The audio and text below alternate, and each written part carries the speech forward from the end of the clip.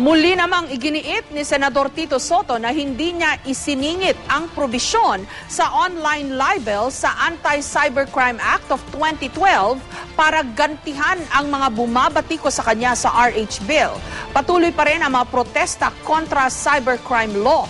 At sa ngayon, lagpas 12 na ang petisyong natatanggap ng Korte Suprema na kumukwestiyon sa ilang probisyon nito.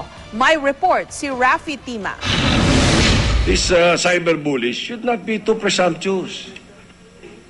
Parang KSP, feeling important, the Senate will enact a law for them na kokontrain sila, re-retaliate sila.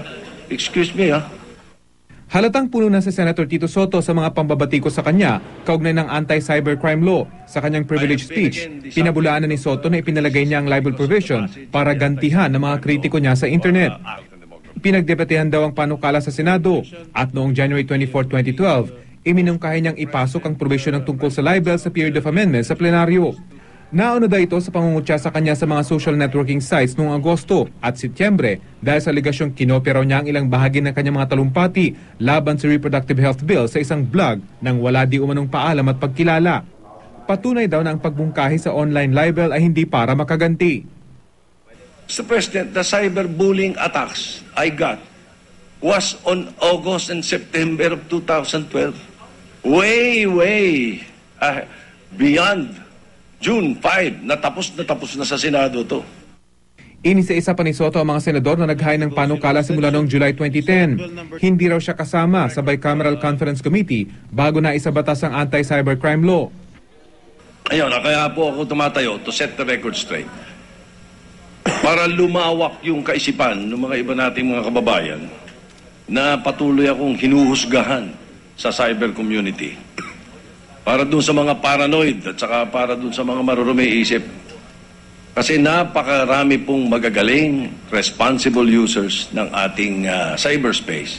Ngunit may mga ilan na talagang hindi ko maintindihan kung bakit nagkakaganon ng takbo ng kaisipan. Sa gitna nito, patuloy pa rin ang mga protesta laban sa ilang probisyon ng anti-cybercrime law. Nagsumiti ngayong araw ang Bayan Muna Party List ng ika-12 petisyon sa Korte Suprema laban sa naturang batas. Bukas, nakatakda namang maghain ng amendatory bill sa cybercrime law si Senator Edgardo Angara.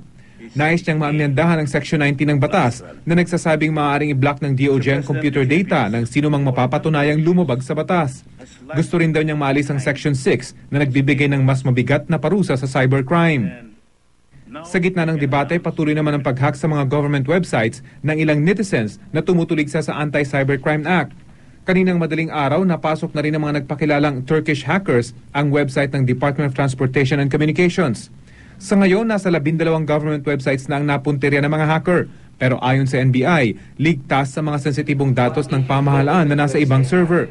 E-vandalism lang daw ang nagawa ng mga hackers.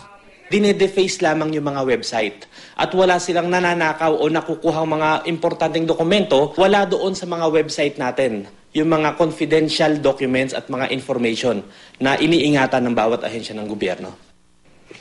Natukoy na raw ng NBI ang 20 miyembro ng grupong Anonymous Philippines. Sila raw ang posibleng masampulan ng bagong batas. Maaari raw ituring na illegal access ang e-vandalism na may parusang 6 hanggang 12 taong pagkakakulong. Rafi Tima, GMA News.